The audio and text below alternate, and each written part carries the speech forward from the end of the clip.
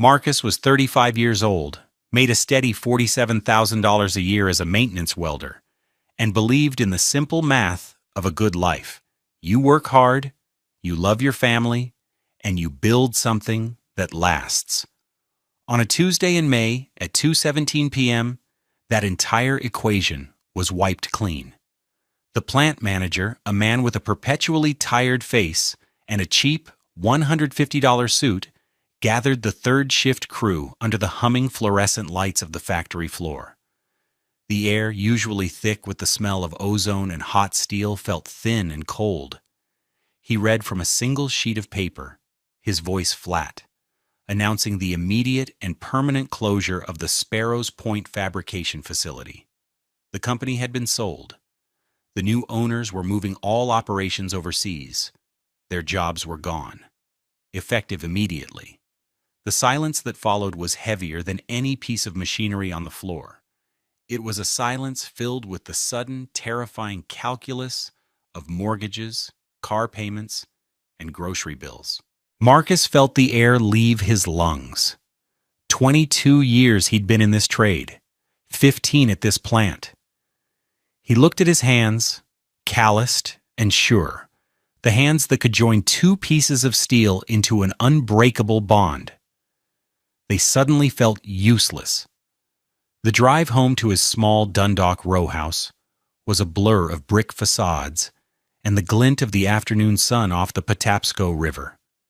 He rehearsed the words he would say to his wife, Denise. "It'll be okay. I'll find something else. We have some savings." He'd been putting money aside, a few $100s every month for a down payment on a bigger house, one with a real yard, for their 5-year-old daughter, Nyla. He had no idea how wrong he was.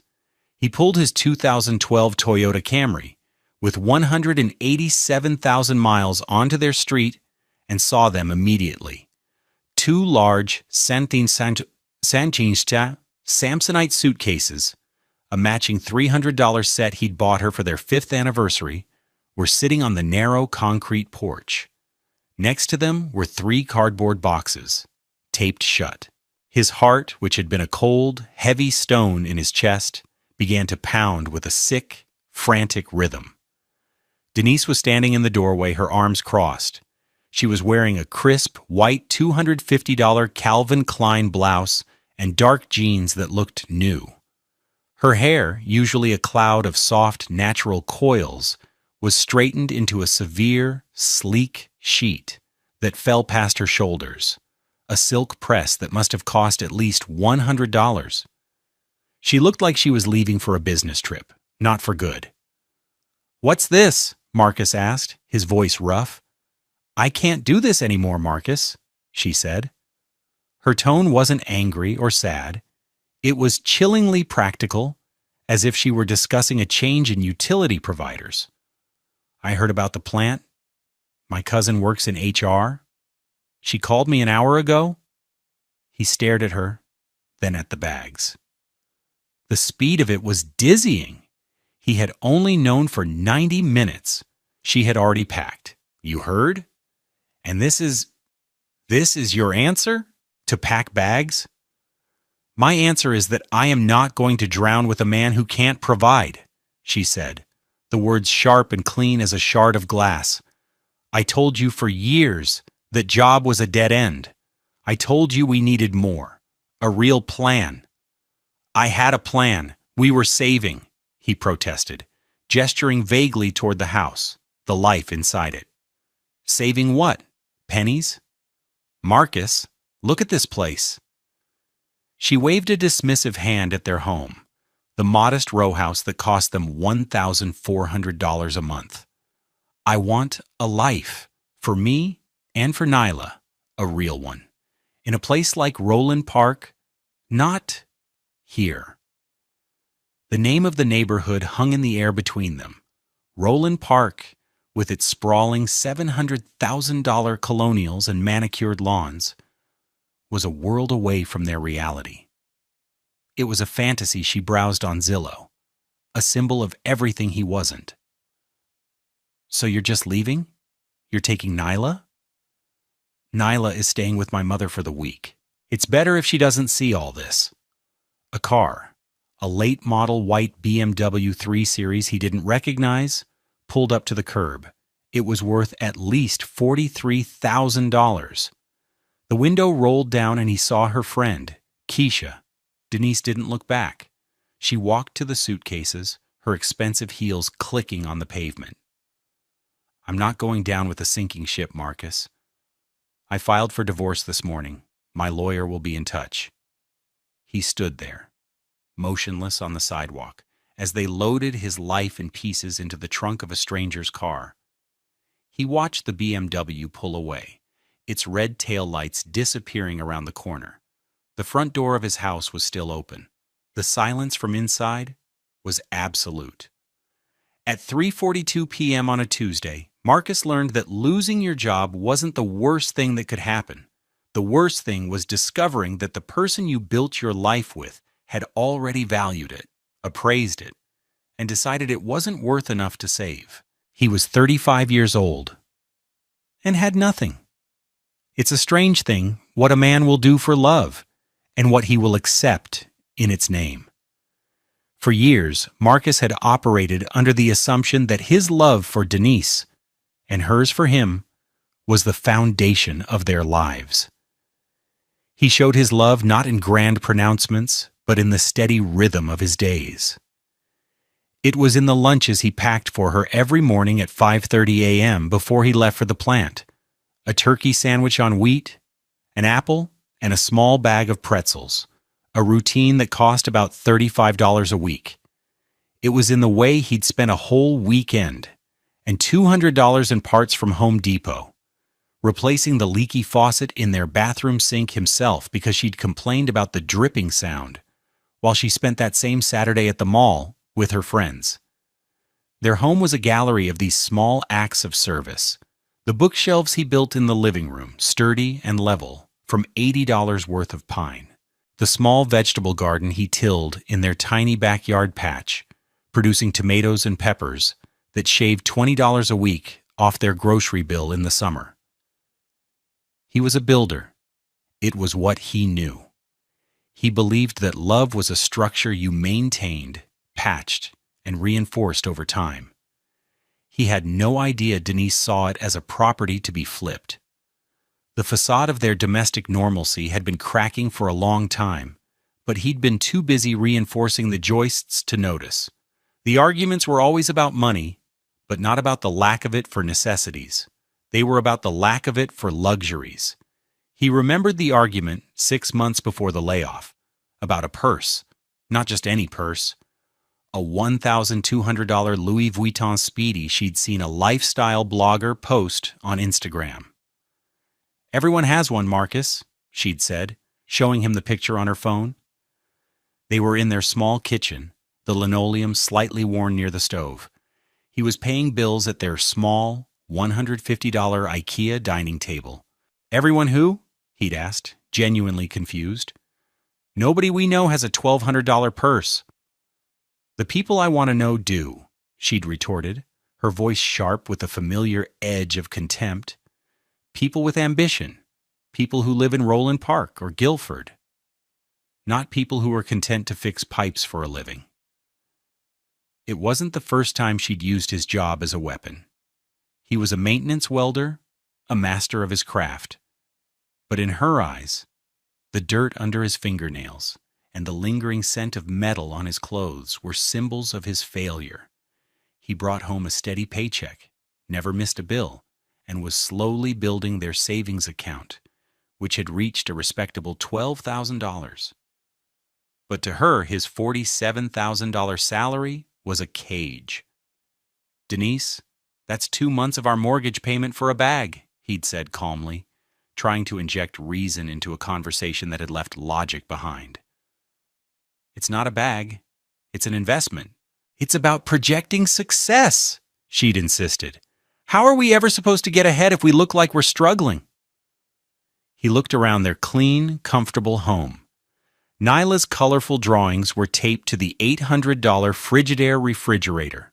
A pile of her picture books sat on the coffee table. They weren't struggling, they were living. But her definition of living was different.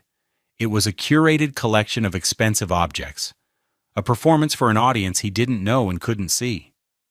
There were other scenes. The time her parents came for dinner, he'd spent the afternoon making his famous braised short ribs, a meal that cost nearly $60 in ingredients. As he served it, her father, a retired postal supervisor, had asked him about work. Marcus spoke with quiet pride about a complex new welding procedure he'd mastered. When he was done, Denise laughed, a light, airy sound that didn't reach her eyes.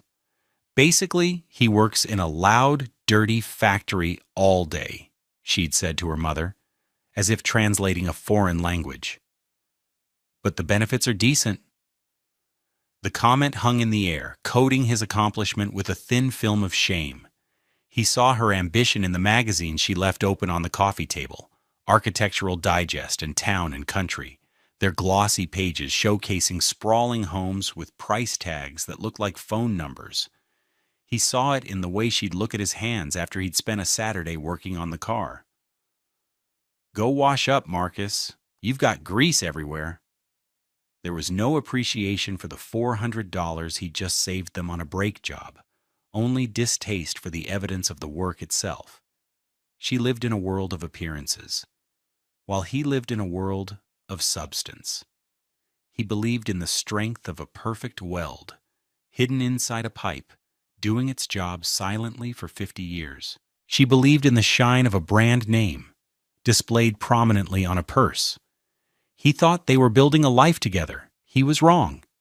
He was just the scaffolding, and she had been planning her own, more glamorous structure all along, waiting for the right moment to tear his down. The first 2 weeks after Denise left were a thick, disorienting fog. The silence in the row house was the loudest thing he'd ever heard.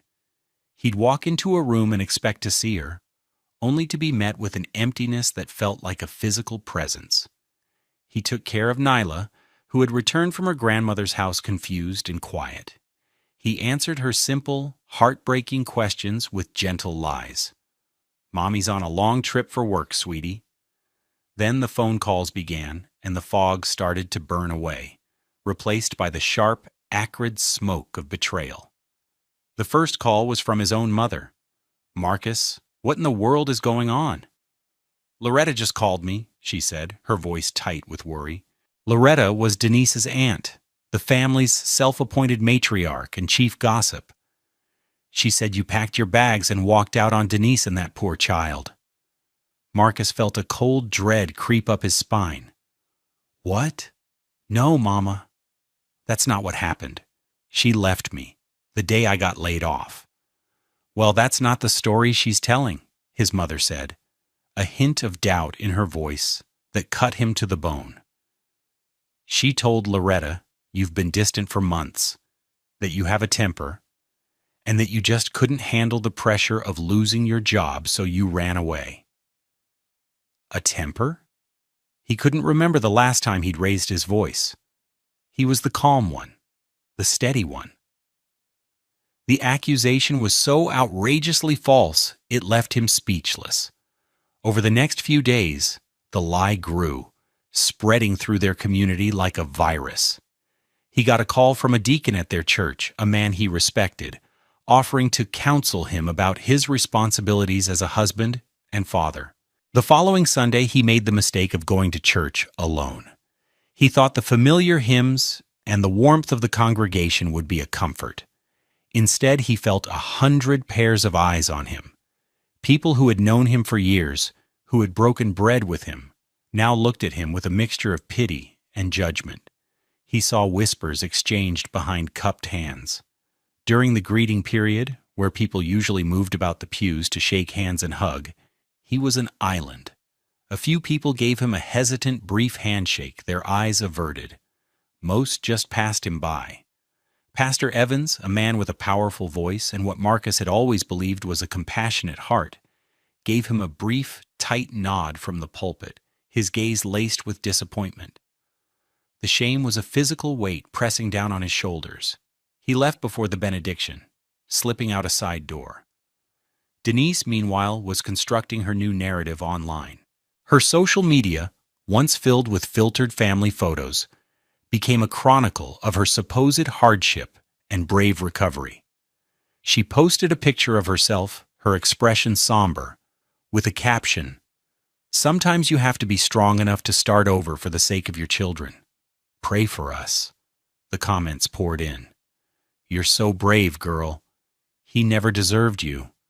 A man who abandons his family is no man at all." Then came the texts from her. They were not conciliatory. They were demands, laced with condescension. "I need to get the rest of my things. I'll come by on Saturday. Make sure you're not there. It would be too upsetting for me." "Nyla needs new shoes. They're stride right, $65. I'll send you my Cash App. Don't be late with it. I'm looking at a new place. I've put in an offer. It's important for Nyla to have stability, something you obviously can't provide right now." Each message was a small, calculated twist of the knife. She was erasing him, recasting him as the villain in a story she was writing for a rapt audience. The cruelty wasn't just in her leaving, it was in the systematic, public demolition of his character. He saw a photo she was tagged in, standing beside a man in a crisp suit. The two of them smiling in front of a grand brick colonial in Roland Park. The caption from her friend read, "Celebrating Denise's new chapter in her beautiful new home. #new beginnings, #Roland Park living." The house was enormous, a palace of old money and established success. The Zillow estimate for that property was $720,000. The rage, when it finally came, was a cold, quiet thing. It wasn't the explosive temper she'd invented for him. It was a slow-burning, high-intensity flame, the kind he used to cut through 3-inch steel plate. He sat in his silent house, the stack of unpaid bills on the table, and understood. She hadn't just left him. She was trying to annihilate him. She was salting the earth so nothing could ever grow again, but she had made a critical mistake. She thought the ground she was salting was barren. She had forgotten that Marcus, above all else, was a builder. And he was about to start laying a new foundation, one built not on love, but on cold, hard, irrefutable truth. What she didn't know was that the company she thought had sunk him was about to hand him the very tool he needed to expose her. The outrage accumulated in layers like sedimentary rock. Each new text, each sympathetic but misinformed phone call, each pitying glance was another layer of pressure. He felt himself being compressed, hardened. He started screening his calls, letting the well-meaning but misguided advice from family and friends go to voicemail. He stopped checking Denise's social media. It was poison, and he needed to clear his head. He focused on Nyla, on their new quiet routine. He made her pancakes in the morning, shaped like dinosaurs. He read her stories at night, his voice a low rumble in the stillness of her room. Her presence was his only anchor in a sea of lies. One afternoon, about a month after the layoff, Nyla was sitting at the kitchen table, drawing with her box of 64 Crayola crayons. She was a meticulous artist, her small brow furrowed in concentration. Her beautiful, deep brown skin was luminous in the afternoon light filtering through the window, and her hair, which he had carefully braided into 4 neat plaits with colorful beads on the ends, clicked softly when she moved her head. "Daddy, can you come see?" she asked. He walked over and looked down at the drawing. It was their family. A small figure with a bright pink dress, her. A taller figure with a blue dress and straight black hair, Denise. And a large figure in a green shirt holding her hand. That was him. She had chosen a deep, rich brown crayon for his skin, and for hers. "This is our family," she said, pointing with a small finger. "You and me, and Mommy." He felt a pang in his chest so sharp it almost made him gasp. In her 5-year-old mind, the family was still whole. "That's beautiful, sweetie. You made us look so happy." "We are happy," she said matter-of-factly. Then she looked up at him, her dark eyes wide and serious. "When is Mommy's trip over?" "Soon," he whispered, the lie tasting like ash in his mouth. He held the drawing, the paper flimsy in his calloused hands. This was what Denise was trying to destroy. Not just his reputation, but this innocent, perfect image of their family. This was the foundation. This was what mattered. The cold flame inside him burned a little hotter. He would not let her lie be the final story told about their family. He would not let her turn Nyla's beautiful drawing into a fantasy.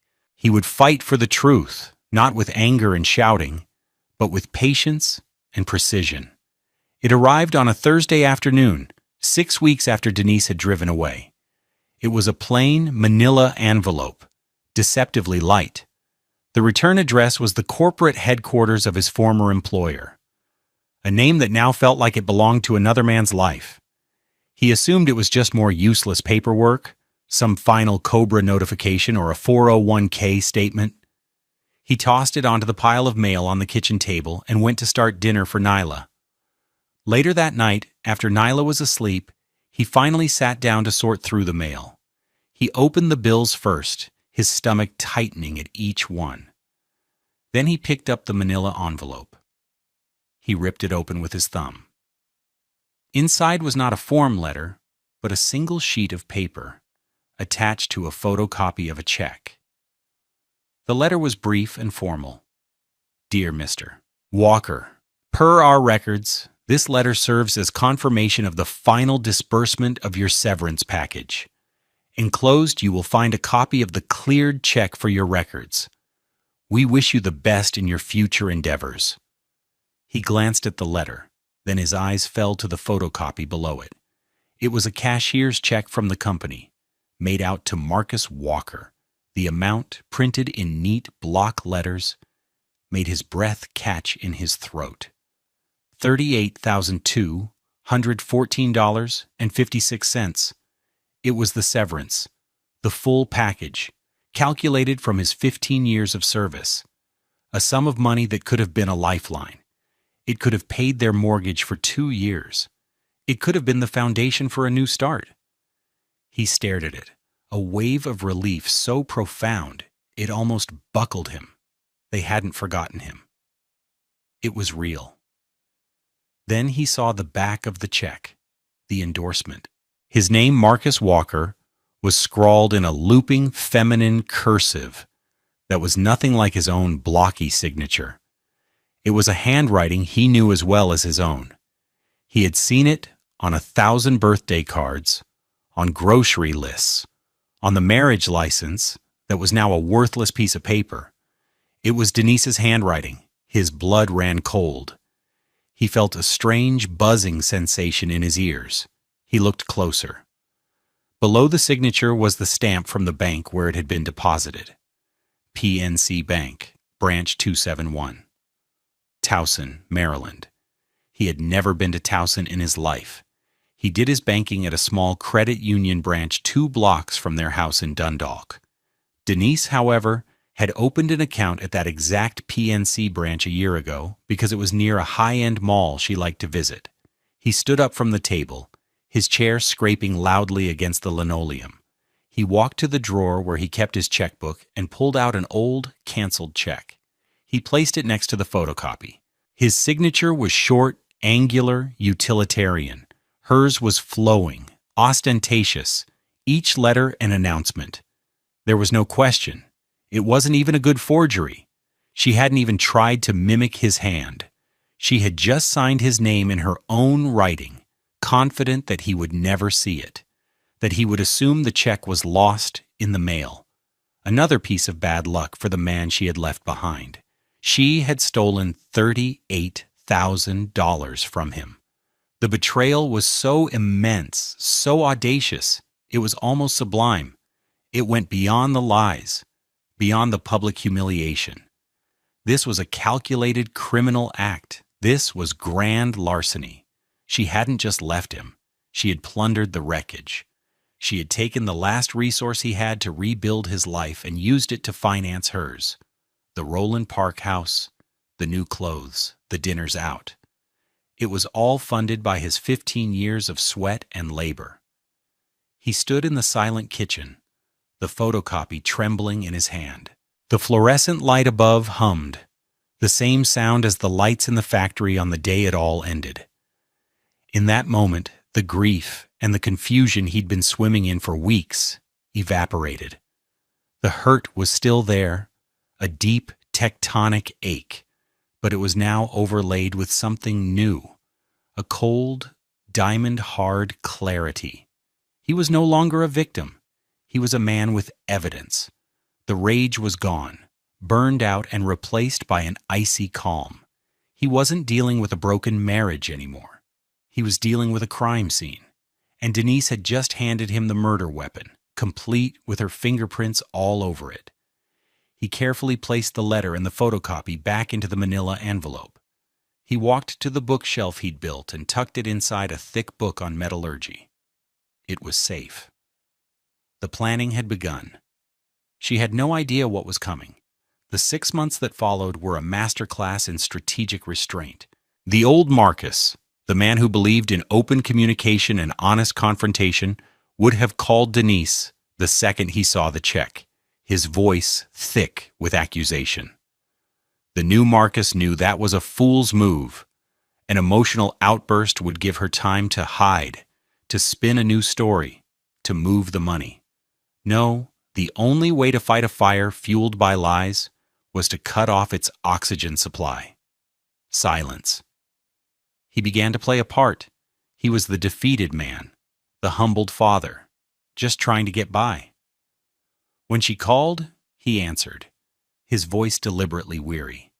When she texted demands for money, he complied, sending the $65 for Nyla's shoes from his dwindling unemployment benefits. Each transaction was a small, bitter pill, but also another piece of evidence. He kept meticulous records. "Did you ever hear anything about that severance check?" he asked her one Tuesday morning during a tense 3-minute phone call about Nyla's preschool schedule. He kept his voice casual, a man grasping at straws. There was a fractional pause on her end. "No, Marcus, I told you," she said, her voice dripping with condescending pity. "You should call them. You need to be more proactive about these things. No one is going to do it for you." "Yeah, you're right," he said, the lie smooth and easy on his tongue. "I'll get around to it."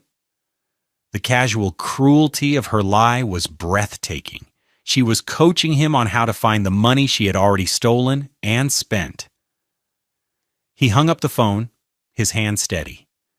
He took a deep breath and wrote down the date and time of the conversation in a small black notebook he'd bought for $3 at a Rite Aid. His days fell into a grueling new rhythm. His primary focus was Nyla. He was a full-time father, and he cherished it. He packed her lunches, walked her to the bus stop, and helped her with her art projects. Their bond deepened in the quiet space Denise had vacated. But after he tucked her into bed at 8:30 p.m., his second day would begin. He converted their small one-car garage into a workshop. He sold his old collection of vinyl records and a few pieces of furniture to afford a used Miller TIG welder, a solid machine that cost him $1,800. The first few weeks were spent practicing, honing his skills beyond the rough maintenance work of the plant.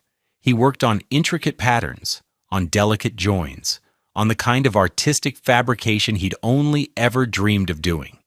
The garage became his sanctuary. The hiss of the argon gas, the bright, clean flash of the arc, the smell of hot metal, these were his comforts. His first job was for a neighbor down the street, an elderly woman named Mrs. Gable. Her front porch railing was rusted through. He offered to build her a new one. He spent 3 nights on it, working from 9 p.m. until 2 a.m. The result was simple but elegant, with a small, graceful twist in the steel. It was stronger and more beautiful than anything she could have bought at a big box store. She paid him $500 in cash. He didn't spend it. The next day, he put on his only clean dress shirt and drove downtown. He had an appointment with a lawyer. He'd found her online, a black woman named Avery Franklin, who specialized in family law and financial disputes.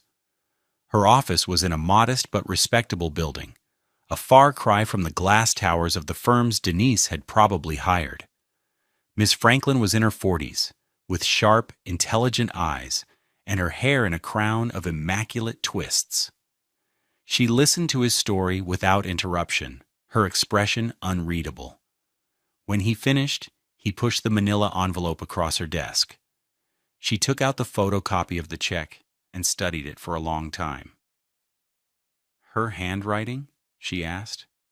"Yes," Marcus said. "And you've never used this bank branch in Towson?" "Never." She leaned back in her chair, a large leather piece that creaked softly. Her rate was $450 an hour, a fact that had made his stomach clench, but as she spoke, he knew it was worth it. "Mr. Walker," she said, her voice calm and precise. "This is a textbook case of forged endorsement and bank fraud. It's a felony. The lie she told your church and family is slander. The emotional distress is significant. We have a case, a very strong one." She laid out the plan. It was not about revenge. It was about accountability. Step 1, do not alert her. Step 2, gather all related evidence, the texts, the social media posts, his own written timeline. Step 3, he needed to build his own financial stability. A judge is more sympathetic to a man who is fighting for his future, not just punishing his past, she explained. That night, the purpose of his 3 a.m. welding session shifted. It was no longer just therapy. It was his legal fund. It was his new life. He started posting pictures of his work on a simple Instagram page, the railing for Mrs. Gable, a small decorative gate, a set of custom shelf brackets. A local contractor who specialized in renovating historic homes in Federal Hill saw the page. He was impressed by the clean welds and the artistic detail. He commissioned Marcus to build a complex curved staircase railing for a $1.2 million renovation project. The contract was for $15,000. Marcus worked with a feverish intensity. Nyla's innocent question one morning broke his heart and strengthened his resolve in equal measure. She padded into the kitchen while he was making coffee, rubbing sleep from her eyes. "Daddy," she whispered, her voice thick with sleep, "why do you work when the moon's out?" He knelt down and hugged her. "Because Daddy's building something new, sweetie, for us." 6 months passed like this, a blur of fatherhood by day and fire-breathing creation by night. He landed 2 more contractors. His garage was filled with the raw materials of his comeback: long sticks of cold-rolled steel, grinding wheels, and blueprints.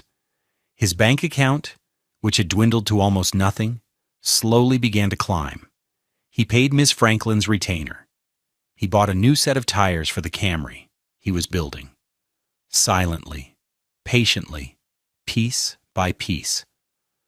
While Denise was living in a house of cards funded by theft, Marcus was forging a future out of solid steel. The lawyer's advice was the bedrock of his strategy. For 6 months, Marcus built his case as carefully as he built his railings. He compiled a 3-inch binder, a meticulously organized testament to Denise's campaign of deception. The first section contained a high-quality scan of the endorsed check and the cover letter from his former employer. The second section held printouts of every text message she had sent, each one a small, sharp jab of condescension or a demand for money. He had highlighted the conversation where she'd advised him to be more proactive about finding the money she had already stolen. The third section was a collection of screenshots from her social media and the posts of her friends.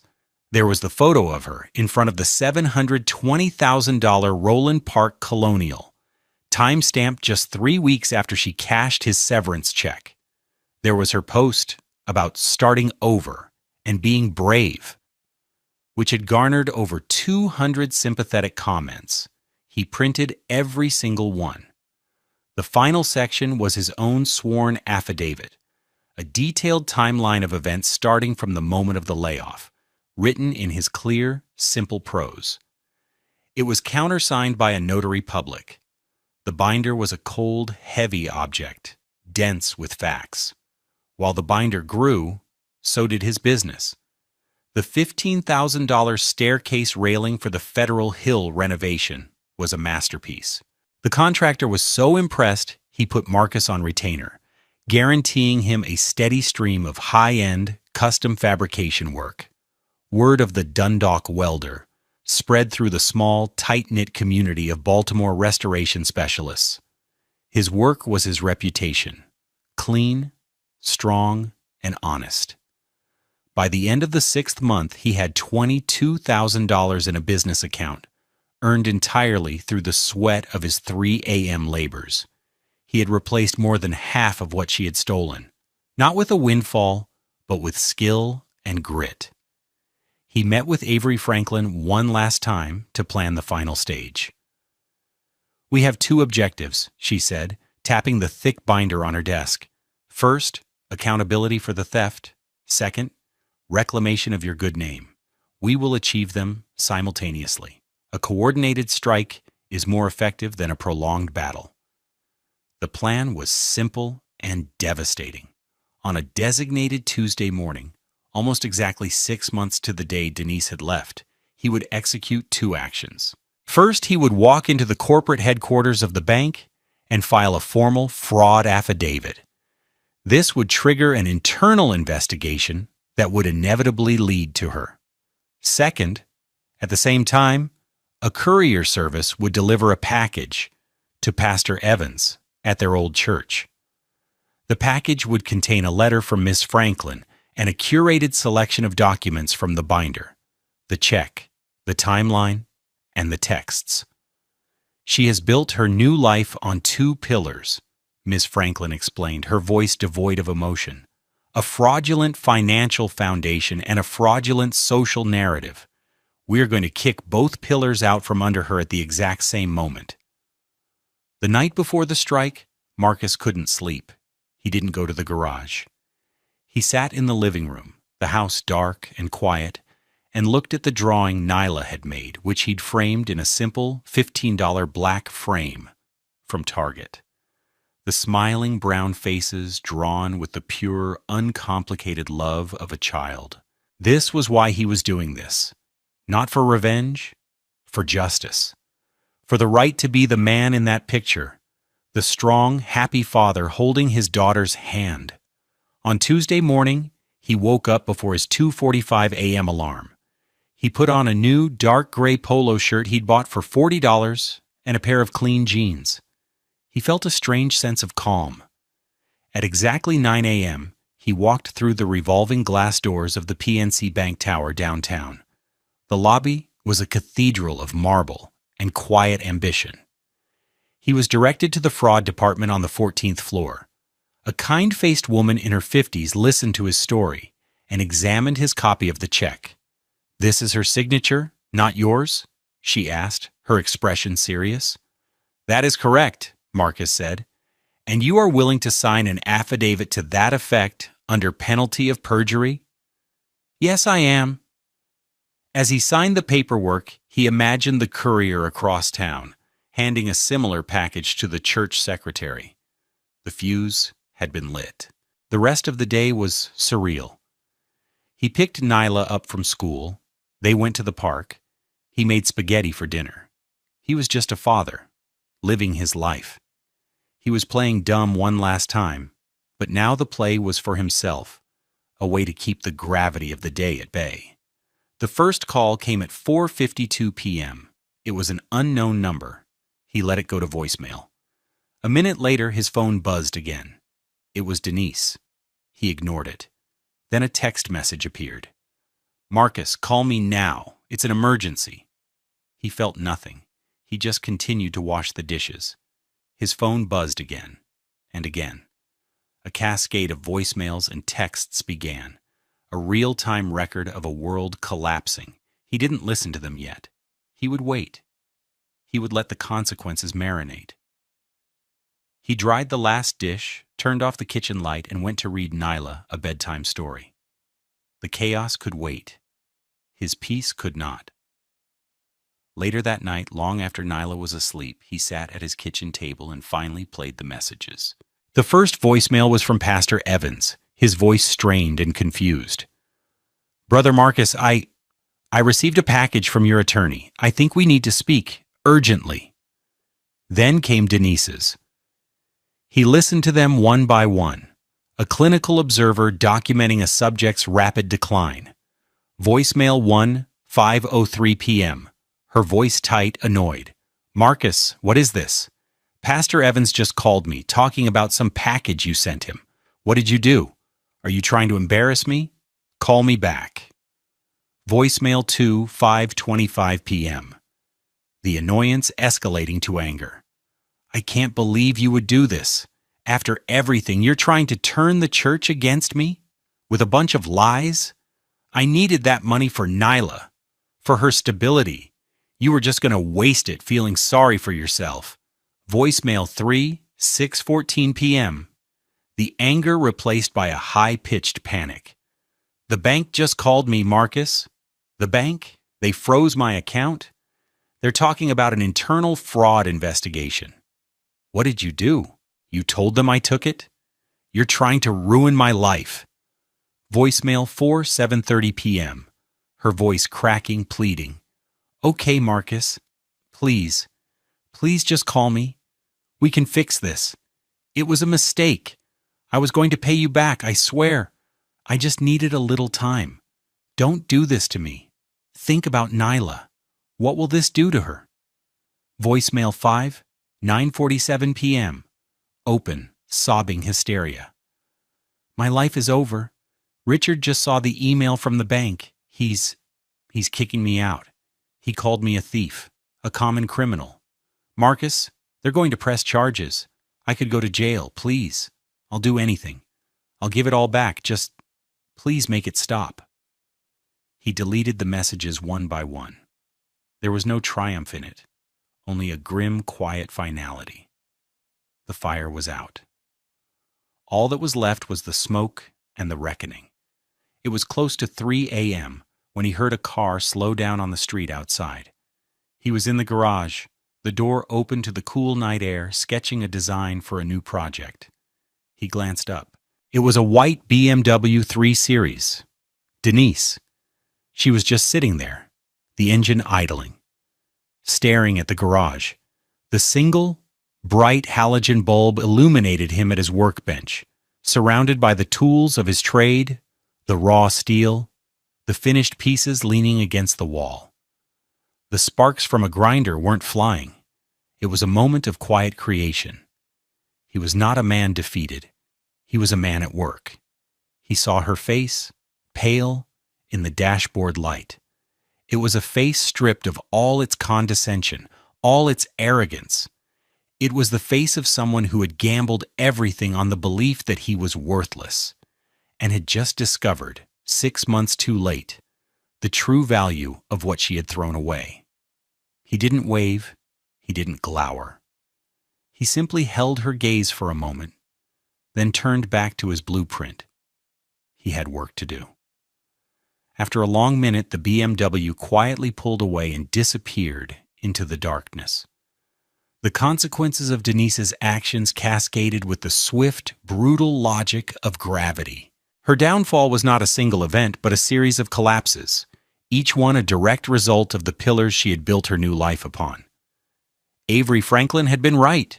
They had been kicked out from under her, and the entire structure came crashing down. The first consequence was financial. The bank's fraud investigation was swift and merciless. They had her signature, a transaction record from a branch she frequented, and Marcus's sworn affidavit. Within 48 hours, her accounts were not just frozen, but seized. The bank's legal department informed her that they would be pursuing criminal charges to recoup their federally insured losses unless she made immediate restitution for the full $38,214.56. Faced with the choice between a payment plan and a felony charge, that carried prison time, she capitulated. The life of luxury she had financed with Marcus's severance was foreclosed upon in an instant. The second consequence was social and domestic. Her new partner, Richard, the finance executive who owned the $720,000 Roland Park Colonial, was a man who valued appearances and reputation above all else. The revelation that his new live-in girlfriend was embroiled in a bank fraud investigation was intolerable. The accusation of theft was bad enough. The sheer messiness of it was worse. He was a man who eliminated liabilities. As she'd cried into the phone, he had packed her things, her $2,400 Burberry dresses, and her collection of designer shoes, into the same Samsonite suitcases she had placed on Marcus's porch 6 months prior. He gave her 1 hour to have a friend pick them up. She was homeless, cast out of the very life she had betrayed Marcus to obtain. The third consequence was communal. Pastor Evans, after speaking with Marcus and reviewing the evidence, was horrified.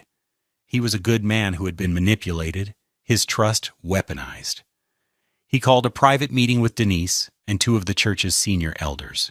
It was not a public shaming, but a quiet, somber accounting. Faced with the irrefutable proof, the check, the timeline, her own text messages, her narrative crumbled. There were no more lies she could tell. She was formally asked to step down from her leadership role on the church's hospitality committee. The truth, now sanctioned by the church leadership, spread through the community not as gossip, but as a sad, corrected record. The whispers that had followed Marcus were replaced by a wave of quiet support for him and a profound, disappointed silence for her. She lost her audience, and without an audience, her performance of victimhood was over. Forced to liquidate her assets, she sold the new white BMW 3 Series at a loss of nearly $8,000. She used that money to hire a low-cost attorney and put a deposit on a cramped, $1,200 a month apartment in a rundown complex near the county line. She went from a Roland Park Colonial to a 1-bedroom walk-up with stained carpets and a view of a parking lot. The court-ordered restitution plan was aggressive. She was to pay back Marcus through the court at a rate of $800 a month. It was a financial anchor that would weigh her down for the next 4 years. Marcus, meanwhile, felt none of the elation he might have expected. There was only a quiet, somber sense of order being restored. He had not acted out of a desire for her to suffer. He had acted out of a need for the truth to be honored. He had Miss Franklin draw up a new custody agreement. Given Denise's unstable living situation and the clear evidence of her character, he was granted primary physical custody of Nyla. Denise was given visitation rights every other weekend. He did not fight for more. He did not want to punish her. He wanted to protect his daughter. The scales, which had been so violently tipped, had finally been balanced. Her life, built on a foundation of lies and theft, had proven to be as unstable as she had imagined his to be. His life, which she had left for dead, was now being built on a foundation of solid steel, forged in the dark, quiet hours of the night. He had lost his marriage and his job, but he had reclaimed his name, secured his daughter, and discovered a strength he never knew he possessed. 1 year later, the acrid smell of ozone and hot metal was no longer confined to a cramped garage. It filled a vast 5,000-square-foot fabrication shop in South Baltimore. The space was bright, clean, and organized. Sunlight streamed through large industrial windows, illuminating the powerful machines and the raw materials of creation. Marcus, now 36, stood at a large drafting table reviewing a blueprint. He was no longer just the Dundalk welder. He was the lead fabricator and design consultant for Chesapeake Restoration and Build, one of the most respected construction firms in the state. The owner of the firm, the same contractor who had given him his first big break with the $15,000 staircase, had seen the genius in Marcus's work. He hadn't just seen a welder, he'd seen an artist, an engineer, and a problem solver. He offered Marcus a full-time, salaried position at $85,000 a year, plus a 10% commission on any project that used one of his original designs. Marcus had his own team, his own budget, and the creative freedom he had only ever dreamed of. He was no longer just joining steel. He was shaping the aesthetic of the city's most beautiful spaces. His life with Nyla had found a new, happy rhythm. He had used the money from his business and the first few months of his new salary to buy their own home. It wasn't a sprawling colonial in Roland Park. It was a slightly larger, beautifully maintained brick row house in Hampton, a vibrant neighborhood known for its local shops and strong sense of community. It cost him $240,000. It had a small but sunny backyard where he had built a magnificent garden box, and Nyla, now 6, was growing her own patch of strawberries. Her room was painted a bright, cheerful yellow, and her walls were covered in her own artwork. Her deep brown skin glowed as she ran through the sprinklers in the summer, her laughter echoing in their small, perfect yard. Their life was not luxurious. It was rich. The final, quiet resolution came on a Saturday afternoon. Denise was dropping Nyla off after a weekend visit. She looked different. The expensive clothes were gone, replaced by simple jeans and a t-shirt. Her hair was back to its natural coiled state. She looked tired, but the hard, brittle edge she once carried was gone. "Can I talk to you for a second?" she asked, her voice soft. Marcus nodded, stepping out onto the porch. I just wanted to say I'm sorry," she said, her eyes fixed on the ground. "For everything. For the money. For the lies. There's no excuse for what I did. I was lost and scared. I thought wealth was something you had to grab, something you had to look like you had. I destroyed everything for that idea." Marcus listened. The anger he once felt was long gone, replaced by a kind of distant sadness. "I know," he said simply. He saw the flicker of hope in her eyes, the question she was afraid to ask. He had to be clear, not for her, but for himself. "I forgive you, Denise. I do. For my own peace, I have to. But what we had is over. This is my life now." He gestured back toward the open door of his home, where he could hear Nyla chattering away to her dolls. She nodded, a single tear tracing a path down her cheek. "I know. You've built something good here, Marcus." "Yes," he said. "I have." She left without another word. It was not a reconciliation. It was a closing statement. The true epilogue, the moment that defined his entire journey, came a few weeks later at Nyla's school. It was What Our Parents Do Day, hour. The classroom was filled with firefighters, doctors, and office workers. When it was Nyla's turn, she walked to the front of the room, her beaded braids clicking softly. She carefully unfolded a piece of drawing paper. It was a new picture of her family. This time it was just 2 figures. A small girl with a bright yellow dress and a tall, smiling man standing next to her. The man was wearing a blue work shirt and a funny-looking helmet, and all around him were bright orange and yellow sparks, drawn with furious energy. She had used a deep, beautiful brown crayon for his skin and a lighter brown for her own. Her father, a proud black man, a creator. She held up the drawing for the class to see. "This is my daddy," she announced, her voice clear and proud. "His name is Marcus. He's a builder. He builds things with fire to keep people safe and make houses beautiful." Marcus, watching from a small chair in the back of the classroom, felt a warmth spread through his chest that had nothing to do with a welding torch. A single tear escaped and traced a path down his cheek. He wiped it away, a smile spreading across his face. We spend so much of our lives being told that wealth is about what we can acquire, what we can show off, what we can buy. We're told it's in the price tag of a car or the address of a house. But that day, sitting in a tiny chair in a first-grade classroom, Marcus understood the truth. Real wealth isn't about what you can take. It's about what you can create from nothing. It's not about the house you live in. It's about the love you build inside its walls. It's the strength you forge in the fires of your darkest hours.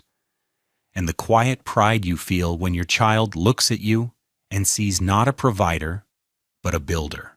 What have you built when no one was watching? Let me know in the comments below, and please subscribe to Love Beyond Pride for more stories about the strength we find when we lose everything.